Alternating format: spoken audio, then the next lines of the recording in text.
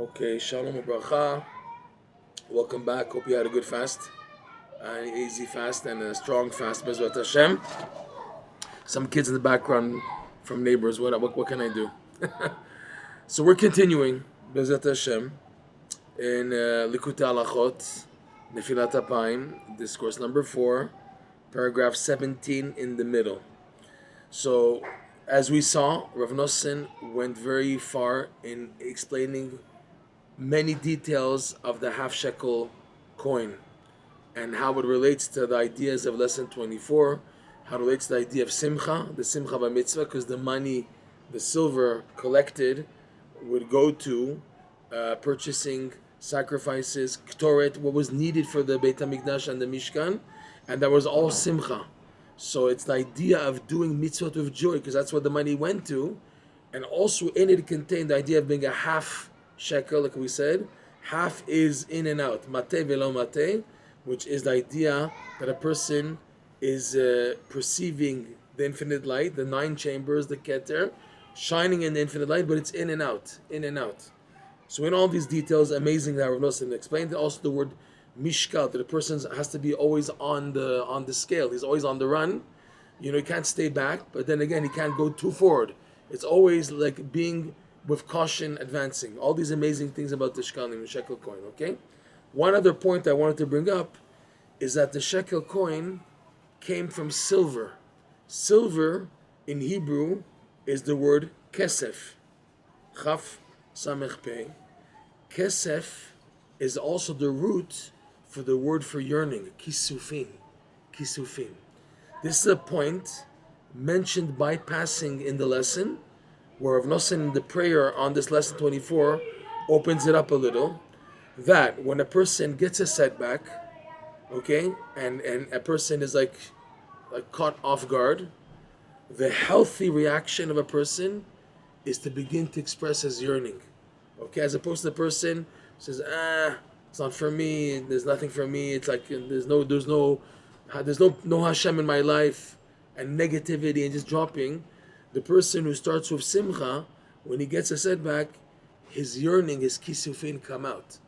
His yearning, Hashem, I just want to be a good Jew, I just want to come close to you, that's all I ever wanted. These type of words are kisufin, and that comes out in a healthy response when there's a setback.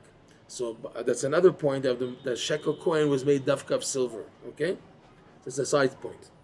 Now Rav Nosson is going to go to something amazing. I understand the half shekel coin going towards, for the census, when being counted. Also that we went into a lot of details. The idea of census to the half shekel coins. Where did that money go to? Went to purchasing korbanot and everything needed from the establishment, direction, the building of the Mishkan and the Beit HaMikdash and on. But we also know that the shkalim was also collected. It was a tzivui, it was a command that every Jew had to give a half shekel coin towards the building of the Mishkan. Okay? The Adanim. The Adanim were the footholders of the poles, the krashim of the Mishkan were made of silver. Okay? In Parshat Truma, where it lists all the donations towards the building of the Mishkan, the only one that they're obligated to give, every Jew from over 20, is the half silver coin. Then it says, Ish Asher Yidevenu Libo, and each person, according to how they feel benevolent to give, then you should collect from each person according to how much they want to give. Gold, copper, other silver for the other things that were needed, silver, the crimson wool, the tchelet dye, the wood for the acacia wood for the beams, okay? They weren't obligated to give. It came from their heart. And we saw in the Parsha Truma that the Jews were giving and giving until the collectors told Moshe Rabbeinu to tell the Jews to stop, that they're giving too much. We have more than we need. So Hashem said, okay, and Moshe said, okay, to the Jews, stop, put a break. They let a shofar blast to let the Jews to know that there's an announcement. The announcement is stop bringing, okay? But the shekel, the half shekel coin for the Adanim, the footholders of the krashim, that was obligatory. It was an obligatory donation. It was a donation, obligatory. And the donation went to what? To the construction of the Mishkan. as opposed to future shkalim after the mishkan the tabernacle was erected. From that time on, it went to the korbanot and the ktoret, etc.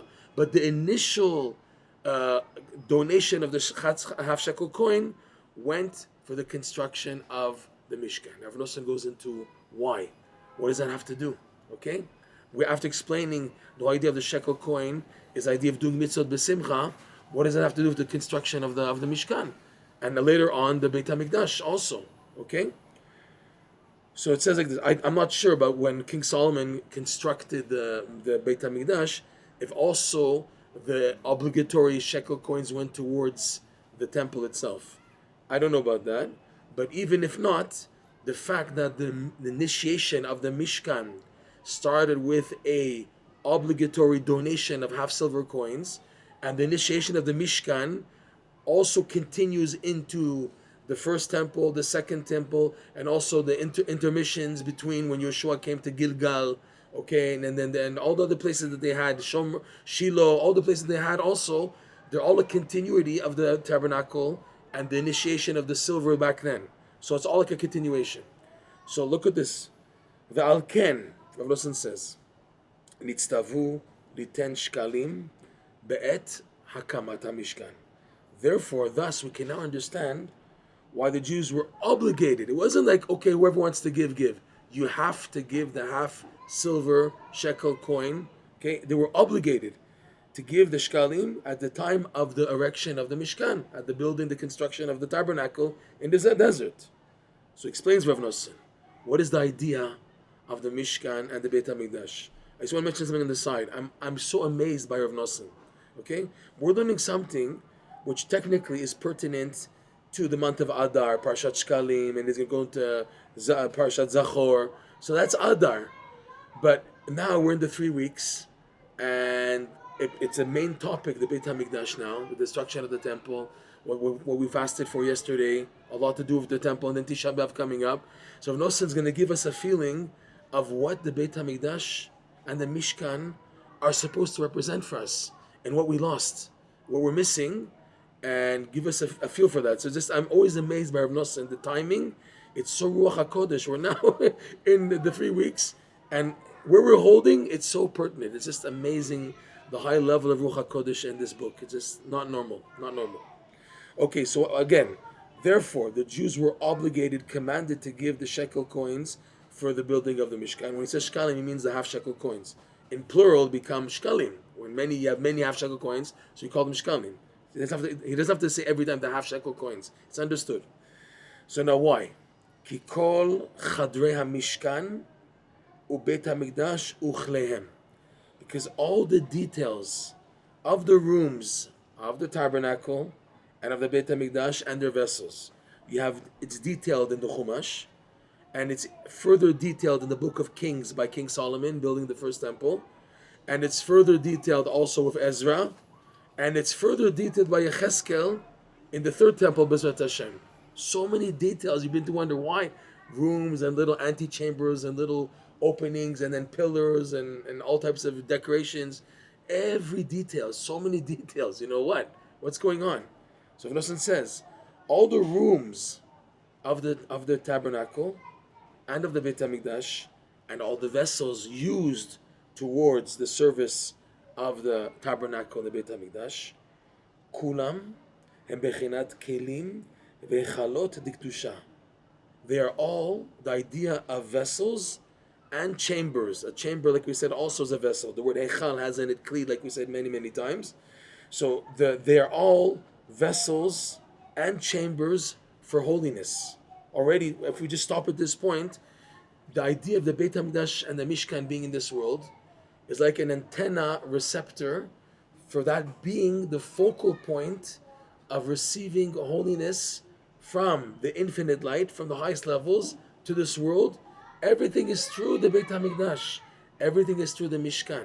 That's why they had to be exact calculated the way Hashem commanded to be. In order, once they're built, the vessels and the tabernacle and the temple properly, they can be a conduit for the highest levels of Kedusha in the world. That's the idea. Okay, that's understood. And who benefits? The whole world benefits. Not just the Goyim, especially the Jews, us. We benefit, the whole world benefits from the holiness of the antennas of the Beit HaMikdash and the Mishkan. It says clearly in the Zohar, Tziyura de Mashkena, Ketziyura de Maaseh Bereshit. It says the shaping of the Mishkan, the tabernacle, and the Beit HaMikdash parallels the creation, the Sfirot. If you take a look closely, like in the Holy of Holies, you have there the Kruvim and the Aron. Okay, that's like Chochmah Bin Adat. Then you have outside the menorah, the showbread with the bread, Lechem Apanim, and the Mizbeach HaZahav, the golden. Those another three. There's a Chesed, Gvura, Tiferet. Then you have the actual altar outside, which is lower, which is idea possibly of Yesod, Malchut, and the Bazin. There's all paralleling the 10 Sfirot, even though there's many more vessels. But when you do a culmination, you do klali, in general, a generalization of the shape of the tabernacle and the Beit HaMikdash, they parallel the 10 Sfirot, and the 10 Sfirot are the levels of energy transmitting to the creation of the world. That's what it says, Pirkei Avot, that the world was created with Asara Mamarot, 10 utterances. It's in Pirkei Avot, last chapter, right? So this 10 utterances correspond to the 10 Sfirot, and all up and up and up and up, to get, like what Rav Nosson says, the 9 chambers and the Keter, etc. Okay?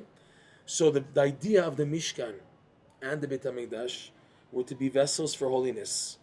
Shenim Shachin Mechalin Ha'elyonim, which are drawn from upper chambers. Like we said, there's like levels here. There's the temple, and then what's above the temple? It's the first set of vessels of the creation, okay, in the initiation of the creation, and they're rooted higher. We go up to the 9 chambers that we mentioned from the Keter, the initial Keter of the creation, okay? So he's saying, first stage, the vessels of the Beit HaMikdash, of the temple and the tabernacle were drawn to receive from the upper chambers, sheshoresh kulam hem bechinat hatisha hechalin hanizkarim le'el, that the root of all of them are the 9 chambers mentioned above. We need to explain something here. In this lesson 24, Rabbi Nachman said that every Jew can access in some way the 9 chambers by the simcha of the mitzvah, then going up and up and up, pursuing the mind, pursuing to grasp the infinite light, the bounce back from the Keter, and that creating 9 chambers, okay? But here, it makes it sound like the beginning of the creation is the 9 chambers. So what's going on? Where me, little me, with my struggles, having 9 chambers, and then there's the initial stage of creation, which is 9 chambers. So the answer is yes. Every Jew, according to his level, according to his struggles, he has a piece of reconnection to the initial Keter of creation. That's crazy.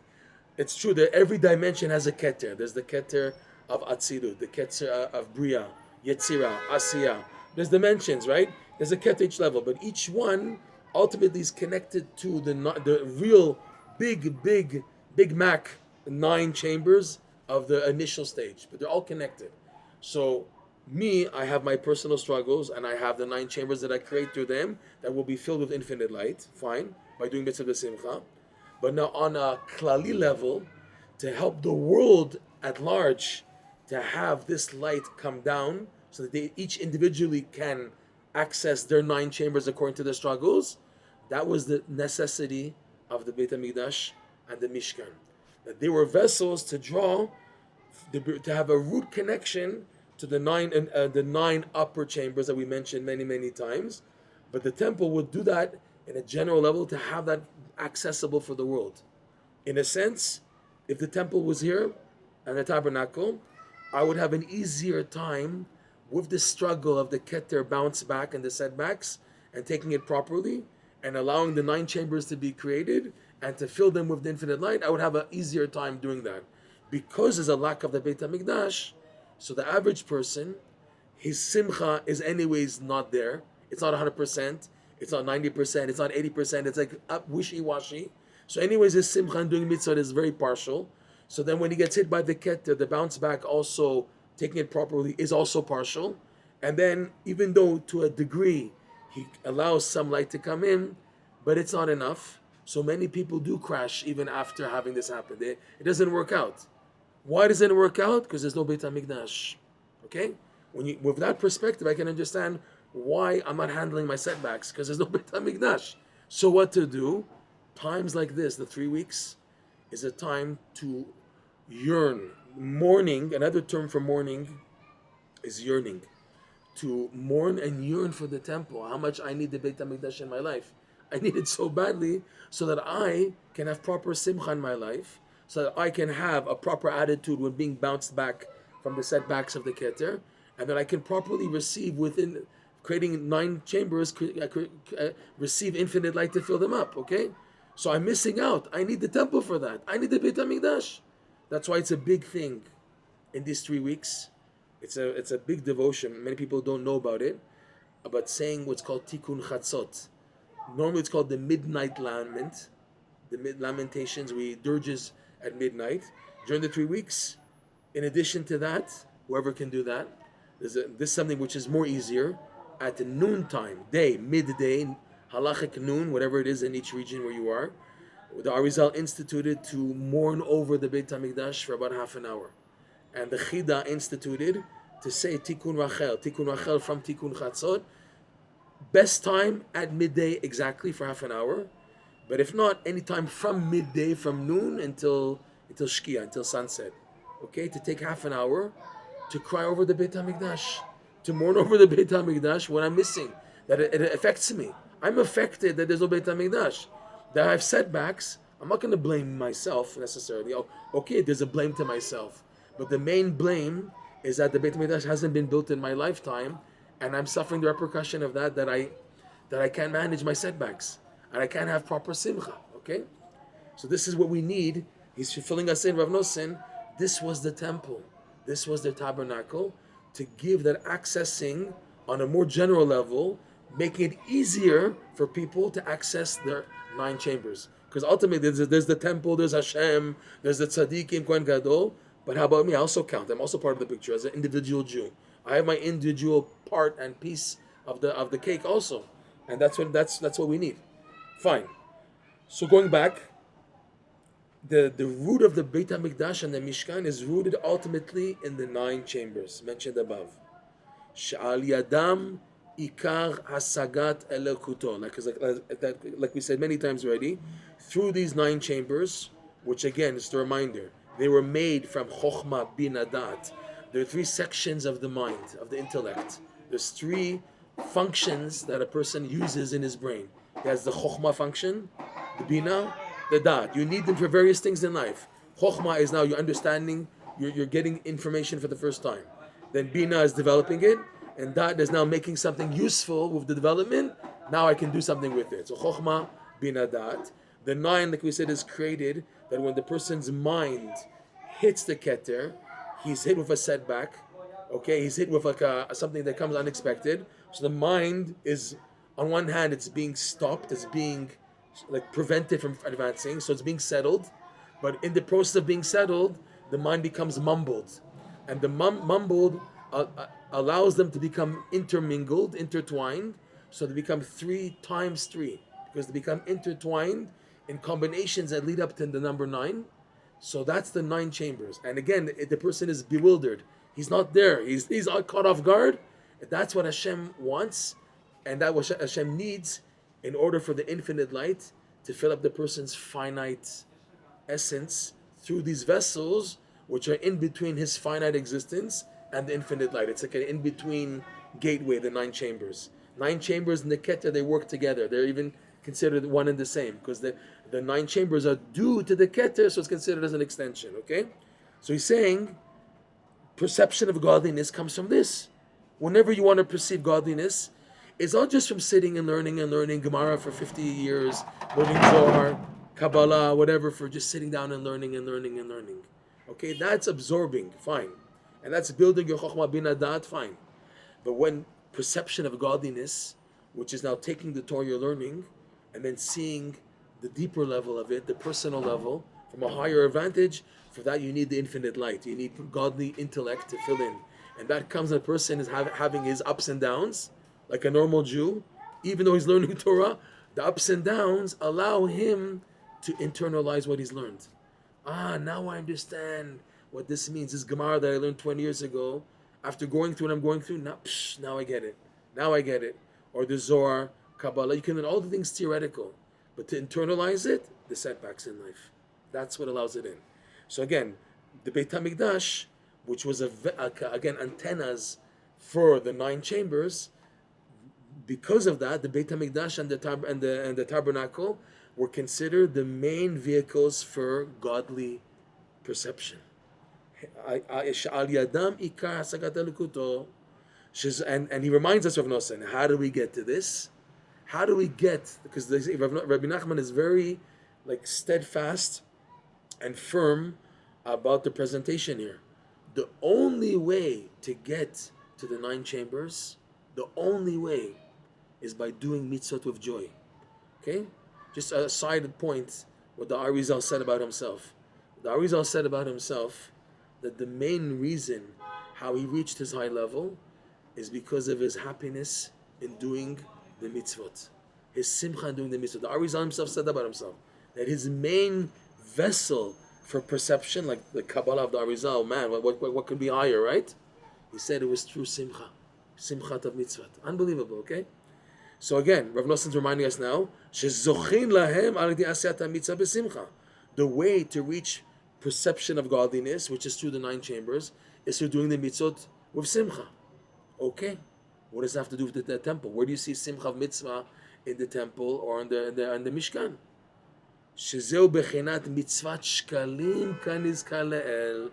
And this is the idea of the mitzvah of shkalim, like we said above.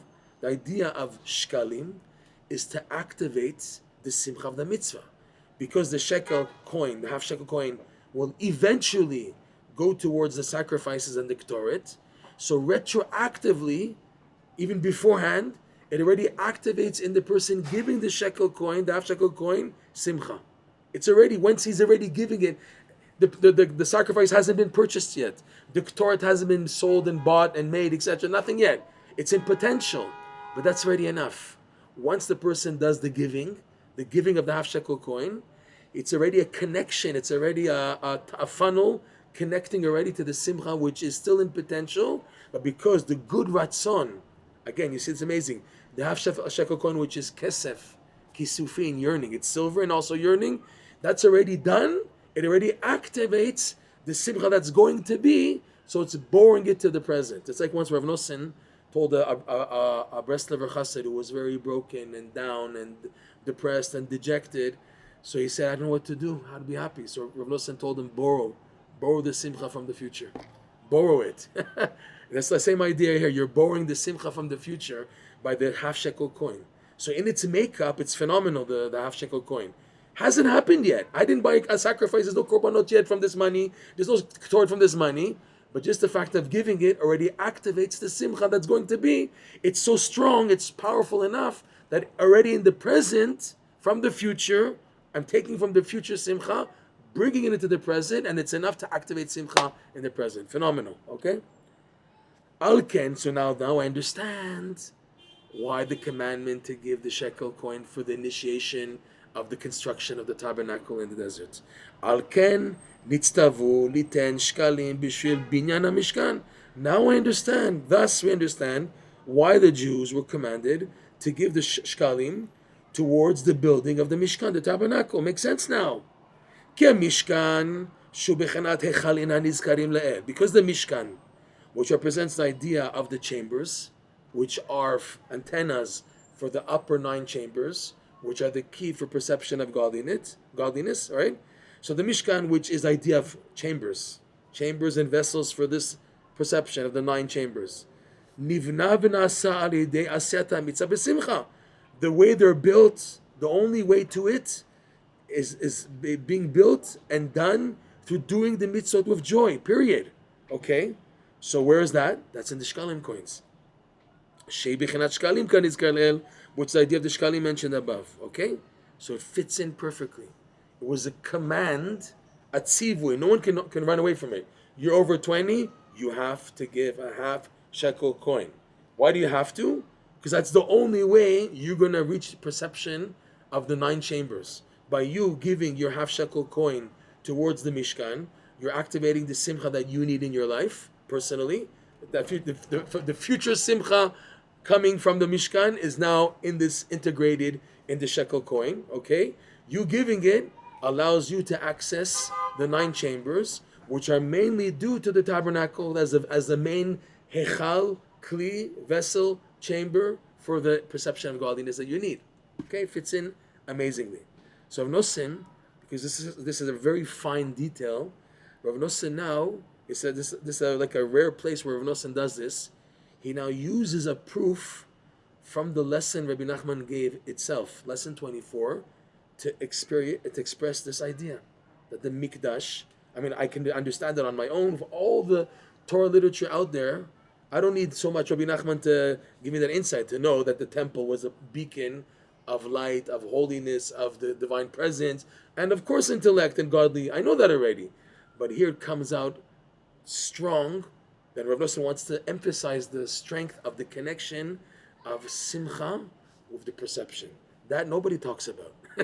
That connection, it's maybe there, but it's covered up. Here comes along Rabbi Nachman, and he emphasizes the connection between simcha and mitzvot and your perception of godliness. They work. It's the only way. It's the only key. So now he goes to the lesson in Likutey Moharan. He says like this: "V'chen mevuar b'hatorah hanizkar le'el," and thus it's also expressed and explained clearly, biur explained clearly in the lesson mentioned above, lesson 24 Likutey Moharan, on the pasuk, the famous pasuk, Mikdash Hashem konenu yadecha. I'm sorry I didn't bring a chumash with me here to look inside, but Mikdash Hashem konenu yadecha. This is a verse from Shirat Hayam, Az Yashir Moshe, that we say every morning. It's towards the end of the Shirat Hayam that we say, Moshe Rabbeinu is saying, Tevi'emo v'tita'emo b'hanachalatecha. Please bring them. Them is the future generation, because Moshe is going to pass away in the desert. That generation is going to pass away in the desert. So it's going to the little children under the age of 20 who will enter the Holy Land. Bring them, v'tita'emo, let them taste. Tita'emo behar nachalatcha, in your mountain of inheritance, which is referring to Yerushalayim. Machon neshivtecha pa'alta Hashem.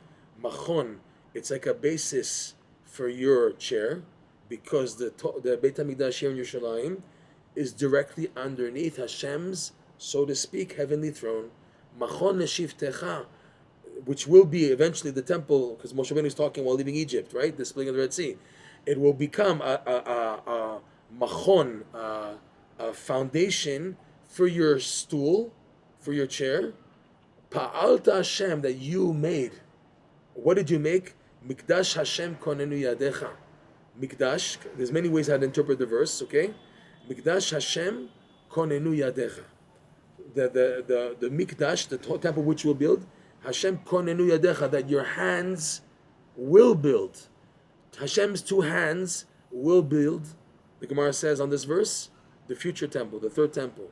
Until now, they were built by King Solomon, okay, Ezra and the generation, King Darius, but the 3rd temple will be only by Hashem's hands. Yadecha, konenu yadecha, okay? So now, the verse says 2 times Hashem. Machon nishivtecha pa'alta Hashem, and then Mikdash Hashem. So it says here, the word Mikdash is in between the first Hashem, Yud Kei Vav Kei, and then also Hashem's name, Aleph Dalet Nun Yud, but still two names of Hashem. So it's the name of Hashem in between, the Mikdash, the temple, in between Hashem, and also there's a pasuk, another verse, that has the word Da'at between 2 names, Kel De'ot Hashem. Kel De'ot Hashem, that Kel is Hashem's name, the Lord, De'ot, knowledge, Hashem. So the Gemara says, great is knowledge that's placed between 2 names of Hashem, and great is the temple that is also placed 2 names of Hashem. And from here they learn out, anyone who has what's called da'at, go ahead and try to think that you have da'at. Anyone who has what's called true da'at, it's as if the temple was built in his lifetime. And anybody who's lacking da'at, it's as if the temple was destroyed in his lifetime. But the point Rabbi Nachman brings in this lesson 24, we'll take a look right now, is that the Gemara connects da'at to the Mikdash, right? Whoever has da'at, as if the Mikdash was established in his lifetime. So da'at and Mikdash. So now, using that, Look what Rabbi Nachman says. We'll go a little into the lesson. Lesson 24. Okay? He says, this is section 5 in lesson 24. I'll try to read quickly the ideas. Until this point, Rabbi Nachman says, when you do mitzvot with joy, you are actually elevating the klipot, the holiness trapped in the klipot. You're elevating it out of the domain of evil and extracting it. And that holiness is a piece of Hashem, it's a piece of the divine presence, and it's a mitzvah. The word mitzvah is a connector. We mentioned this maybe in the past a few times. Mitzvah has in it Yud Ke Vav Ke, half hidden, half revealed. So the Vav He of mitzvah is from Yud Ke Vav Ke. Mem Tzadik in what's called Atbash. You take the 22 letters of the Hebrew alphabet and you fold them. So 11 on this side, 11 on this side. So when you do Mem Tzadik, they correspond to Yud Ke, Yud and He. So you have Yud Ke Vav Ke. A mitzvah, when you're doing a mitzvah, you're actually reconnecting part of Hashem's holiness, His divine presence, which is trapped, back up. Okay, so the Mem Tzadik is the hidden aspect of Hashem. It's higher, it's Yud Ke. That's really the higher levels which are hidden. Vav Ke is what you successfully extracted by doing a mitzvah with joy. The joy in doing the mitzvah, you can have doing a mitzvah, but if you're not happy, so you're doing a mitzvah, but in the tuma. You're doing a mitzvah, but in the klipot. You're doing it. Okay, bravo, you got the mitzvah. And it's never lost. But the mitzvah is stuck until, it's amazing, until you succeed in actually doing any mitzvah with joy. Once you finally do one mitzvah with joy, it retroactively lifts out all the other mitzvah that you did, the dead mitzvah that you did with no joy, but they're still mitzvah and they're on standby, they're waiting in the klipot. When you finally do a mitzvah of joy, it extracts them retroactively up with that mitzvah you do with joy. So when it comes once in a blue moon that you're happy, if it's Lulav Etrog, Simchat Torah, if it's Shabbos, the Zmirot, you finally got to do a mitzvah with joy. So you should know it collects all the other mitzvot that you've done until then, until the last time you were b'simcha. It takes them all and elevates them up to the holiness. Okay, that's how important it is to be happy in doing a mitzvah, and that's why it's so hard. The Yetzer Hara does everything to make a person distracted and heavy. What am I going to do? But pay the bills and this and that. And oh, my wife said this to me, and I can't believe you. Like you wake up on the wrong side of bed, and you're just negative. The Yetzer Hara does everything to get you out of it. So you shouldn't appreciate and be happy with what you're doing. You have tefillin on, you have tzitzit on, you're davening shachrit. You're the king of the world right now. And no, this person is like, okay, let's get on with it. He forgets. He's so tired and this and all types of excuses. So you need a zchut to finally be happy. But when it comes along, it picks up everything retroactively from the past. Okay. Once that's done, it's said that the mitzvah now that you elevated, it gains momentum and it becomes legs. It's called legs. The legs of the divine Sfirot, your mitzvah that you did b'simcha earns the title of Netzach Hod Yesod, which are the leg area, the legs. They gain momentum, okay? The next level after that is the hands. That once now your mitzvah gains momentum, it activates bracha. And the place of blessing is the hands, as we see by the Kohanim. The Kohanim, they have to bless with their hands extended. When there's Birkat Kohanim, the divine presence uses metzitz min acharakim. The spaces between the fingers of the Kohanim allow for the divine energy of blessing to come down to the world. That's why Birkat Kohanim is so powerful. People don't realize, they don't know what a big thing it is to do Birkat Kohanim and to receive Birkat Kohanim. And that's also you're not allowed to look, because it's coming from a level which is beyond this world. You can get damaged and hurt by taking a look, chas v'shalom. Okay? So the idea of the Birkat Kohanim is with the hands, because the fingers, the Zohar says, the human fingers are shaped like funnels, like tubes, tzinorot, because the fingers are meant to be channels to receive bracha. That's why the Zohar says it's very dangerous for a Jew to raise their hands and not like rekanya or berek. A Jew shouldn't raise their hands without a prayer or blessing, because God forbid, if you raise your hands, as soon as a Jew raises his hands, he activates channeling of energy. And if now it wasn't accompanied with like a prayer or a blessing, so it goes to the other side, which is the nails. That's why the nails are on the fingers. The nails is considered impure. And if a person now doesn't have the right intent, he doesn't ask for a request and blessings when raising his hands, So he's activating, channeling the fingers like channels for brachot, but now because he's not davening with it, so it goes to the nails, it goes to the klipot. That's why it's so dangerous not to raise your hands like that. If you're raising your hands out of exercise, that the Ramak explains that, Moshe Cordero. We're not talking about a person now who's painting and working and he has to raise his hands. Person just raises his hands just like that, for no intent. If it's not accompanied with prayer, dangerous. If your hands are up, if it's in hitbodedut, everything's like, let a word, a yearning, please Hashem, I want to come close to you. The Shemon Esrei, some people raise their hands also, whatever, okay? So the hands are considered bracha.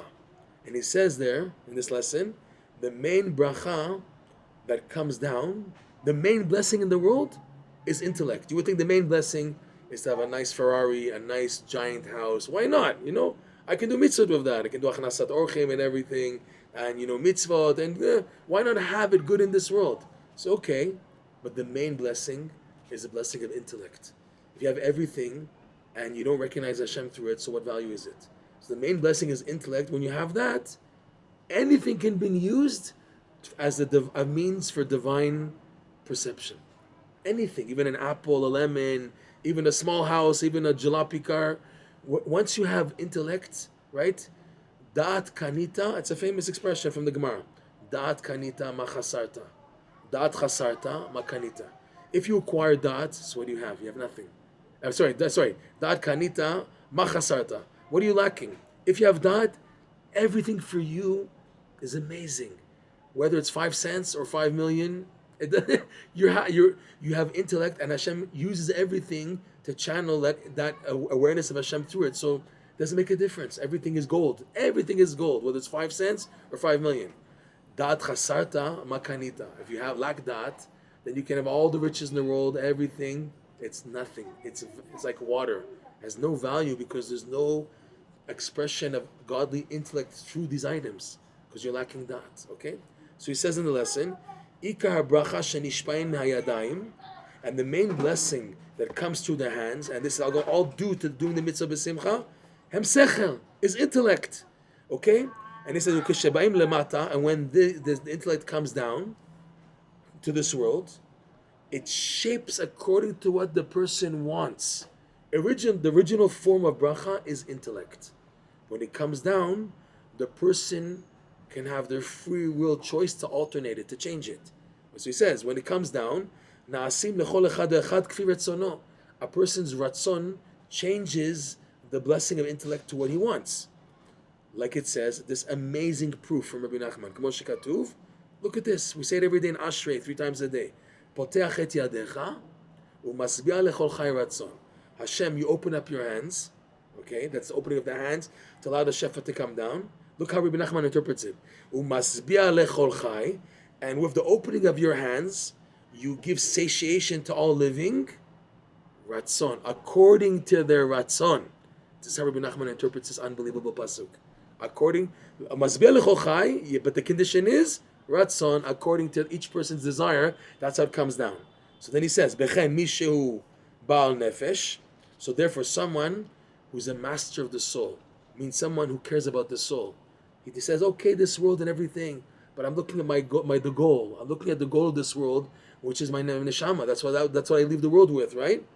So someone who's a baal nefesh, who cares about the nefesh more than anything else, he has to direct his ratzon that he should not alter and change the blessing of the intellect. It starts blessing of intellect. I want it to come down still as blessing of intellect, not to change it. Okay? So tzarich lechaven retzono shamshich bikatzecha, that he should draw down the blessing of the intellect. Bivchinat, watch this, 2 psukim. First pasuk by Yaakov, whose eyes were dimmed, blessing Menashe and Ephraim. What does the verse say? Sikel et yadav. He switched his hands, and Yosef was shocked. He says, "No, my father, he's the Bechor. Menashe is the Bechor. Put your right hand on Menashe, not on Ephraim." And he said, I know. I did it purposely. He will be big, Menashe, who will come out of him, but the Ephraim will come out of him, Yeshua, he'll be even bigger. That's why I put my right hand, which is prominent first, on the head of Ephraim, okay? So when doing that, what did the verse say? Sikel. The funny word, sikel, Rashi says from the word sechel. intellect. Meaning Yaakov did it intentionally with knowledge. He did this. So the word is sikel et yadav. Rabbi Nachman uses this as a proof. Unbelievable. How the sechel is in the hands. The blessing of the hands is sechel. Because the verse says sikel et yadav. It can translate pshat. And he intellectually switched his hands. But it can also mean, this is Rabbi Nachman's reading the verse, sechel et yadav. The hands should have in them the blessing of the intellect. As they come down initially as intellect, bring it down in the hands that it should be intellect. Ubivchinat, and also this verse, Mikdash Hashem, konenu yadecha. Amazing. Where do you see intellect here? So like Mikdash Hashem konenu yadecha, the verse from Azashir, I'll read the BRI translation, it's much easier. A sanctuary God, may your hands establish. Mikdash Hashem konenu yadecha. Moshe Rabbeinu saying in Azashir, the sanctuary of God, may your hands establish. So like we said, Mikdash is between Pa'alta Hashem, Mikdash Hashem, okay, and Da'at ki el de'ot Hashem. Also, and we said whoever has Da'at has Mikdash, whoever doesn't have Da'at doesn't have Mikdash, right? We said that earlier. So Mikdash Hashem, konenu yadecha, is as if it's reading the intellect of Hashem, the Sechel, konenu yadecha, are established by the hands. Okay? So this is what Rabbi Nachman says in the lesson. So now let's go back to Rav Nosson. What is Rav Nosson trying to say?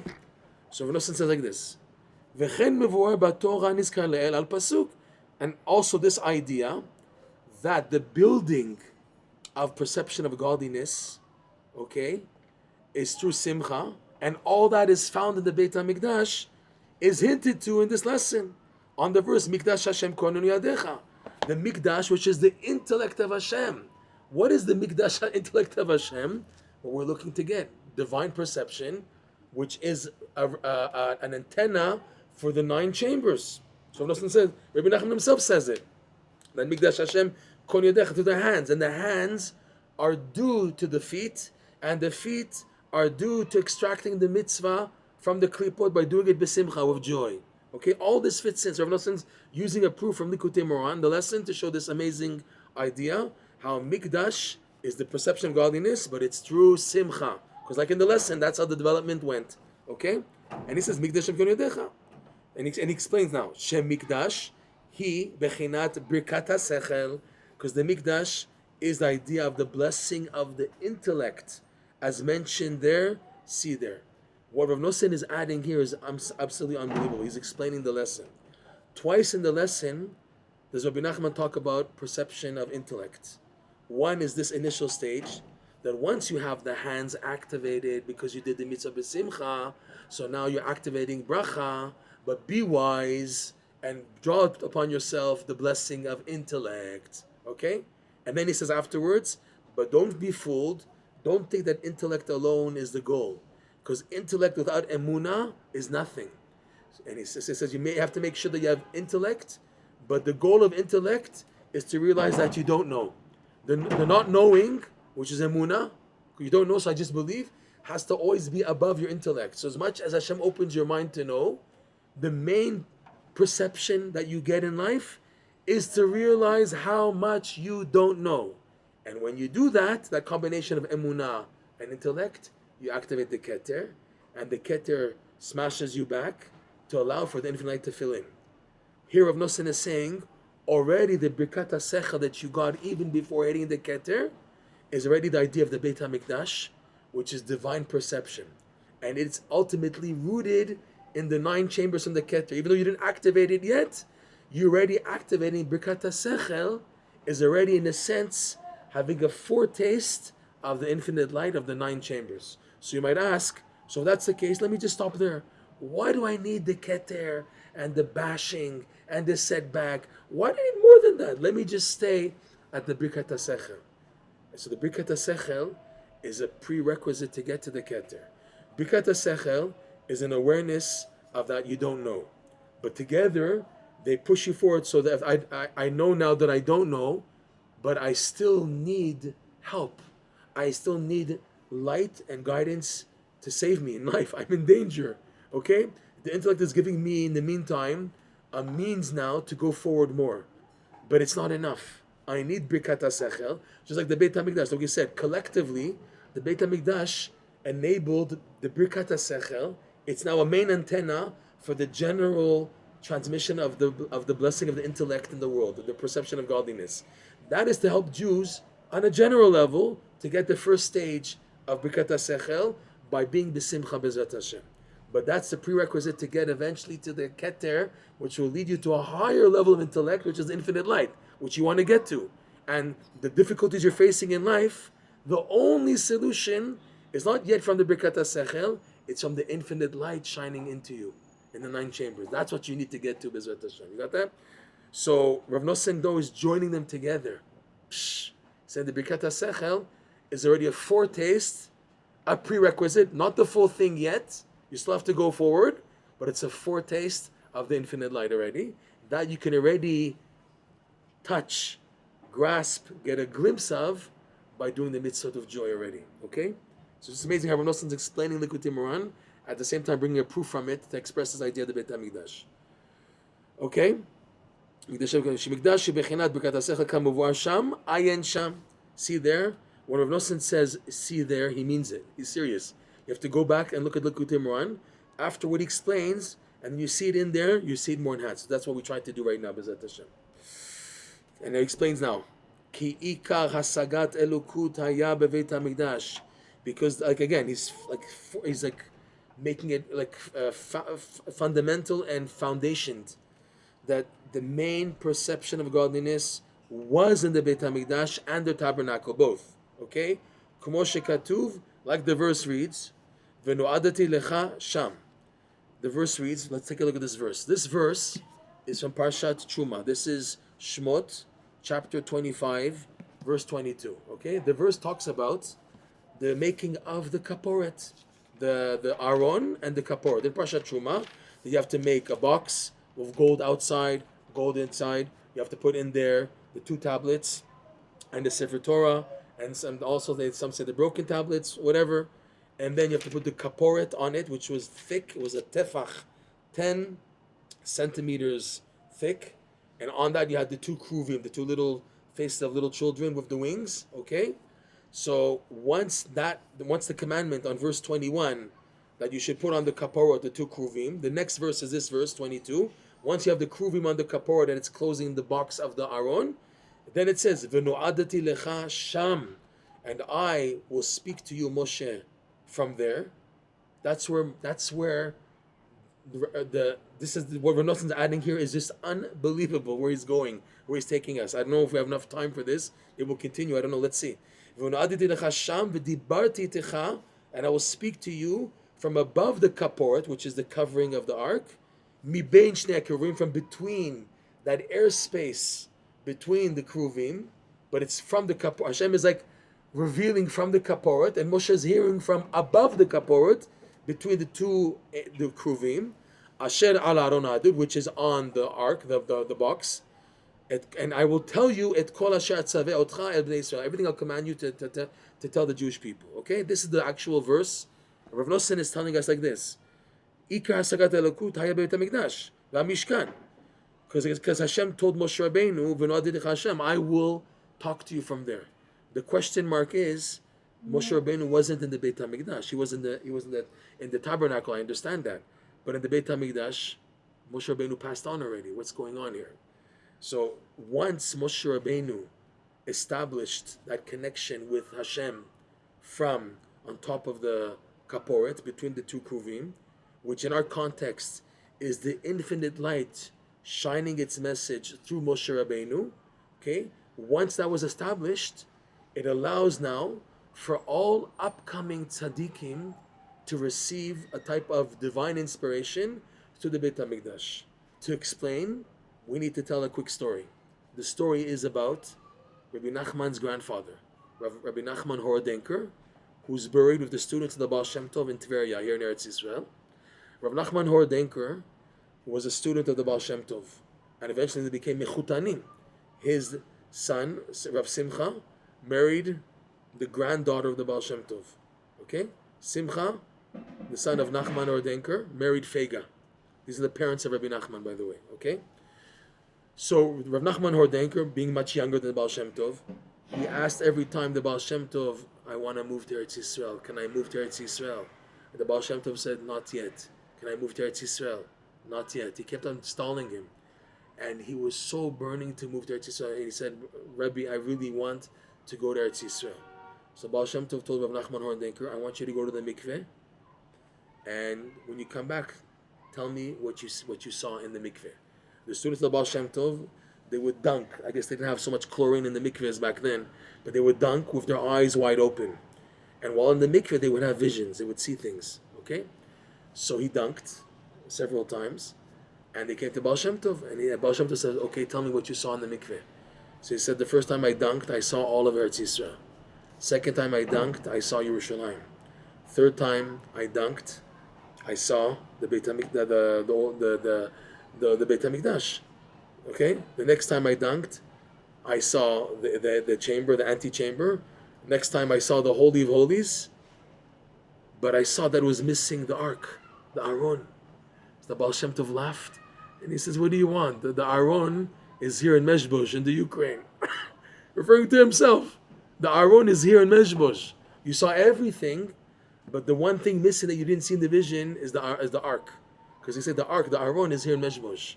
This is the idea that once Moshe Rabbeinu activated V'no'adei Hasham, so then this energy from the Beit HaMikdash passes on to all future tzaddikim at the level of Moshe Rabbeinu. The Zohar says, Itpashtuta de Moshe bechol dara vedara.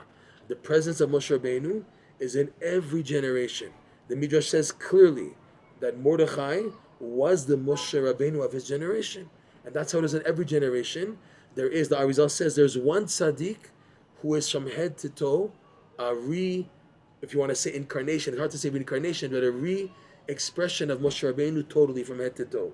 You have many tzaddikim, they have a piece of Moshe Rabbeinu in them, but every generation has a tzaddik ador, who again is as a repetition of Moshe Rabbeinu, incarnate from head to toe, okay? So that being the case, once Moshe Rabbeinu activated, V'no'adati lechasham, I will now meet you there, okay? The meeting takes place even after the dismantling of the tabernacle, and then eventually the building of the Beit HaMikdash. Okay, you had the tzaddikim, the Kohen Gadol, the high priest, but also the channeling of the tzaddikim who determined the governing of the decisions for the Jewish people, the tzaddikim of the generation. And even after the destruction, you had those tzaddikim who were an incarnate Moshe Rabbeinu receiving No'adati lecha sham, I will let known to you from there. So Rav Nosson is saying, No'adati lecha sham, that the message of Hashem is from the Beit HaMikdash always, but it started because of the shkalim, the simcha of the mitzvah. Let it continue, okay? Just one amazing point. There's two Gemaras. One Gemara says in Rosh Hashanah, the Gemara says that that the height of the ark was 90 centimeters, 9 tvachim, and then the height, the thickness of the kaporet was another 10. Okay, so that's 10 plus 9, 100 centimeters from the earth, from the sitting of the ark on the earth until the top of the kaporet is 100. 90 go for the actual box, and number 10 is the kaporet. Now in this lesson, there's 9 chambers, and what we said, Rav Nosson said, but the 9 are being filled in from the infinite light, which is called number 10. In relationship to the 9 chambers, infinite light, which fills them in, is number 10.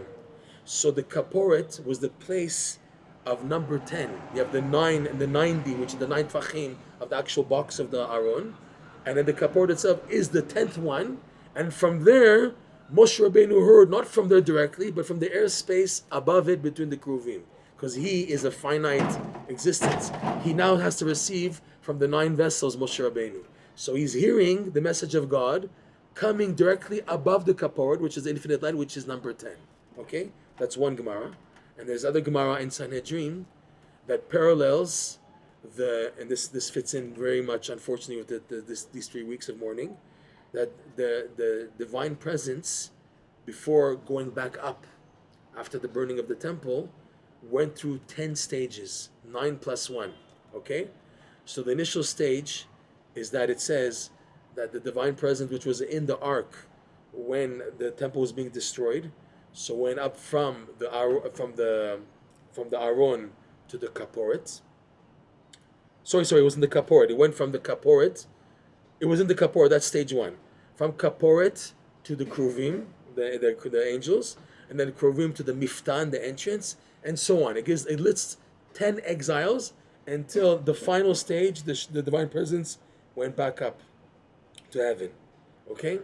So what's interesting also here, the number 1 stage is the Kaporet, and it says from the Kaporet to the Kruvim is the beginning of those 9. That's the first of the 9.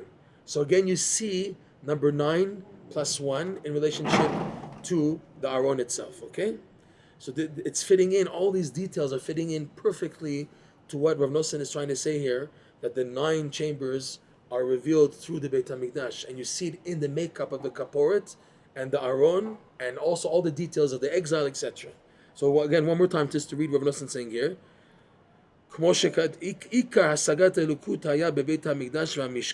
the main perception of godliness was in the temple and in the Mishkan. Like the verse reads about the Mishkan, but like I said, it extends to the Beit HaMikdash and afterwards, like the Baal Shem Tov story. V'no'adati lecha sham, I will make myself known to you from there, etc. Amazing, just fits in perfectly. B'ezrat Hashem. We'll stop here. This was really intense. B'ezrat Hashem, it should enhance our 3 weeks. We should appreciate the Beit HaMikdash more and feel we need it to get our 9 chambers and the setbacks properly, and the Keter and divine light. But most importantly is the simcha that we're missing because there's no Beit HaMikdash.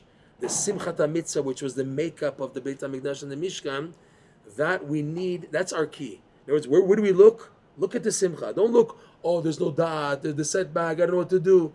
The key for that is Simcha. Look here. Don't look at the intellect and the setback and the pain and everything. Look at Simcha. And the idea of the temple is to re-establish a connection to the Simcha of the mitzvah so that I can, B'ezrat Hashem, make it in life, B'ezrat Hashem. Okay. Shkoyach. Rabbi, thank you. Have a week. All right, you too. Thank you so much. Beautiful. Chazak u'baruch. All the best.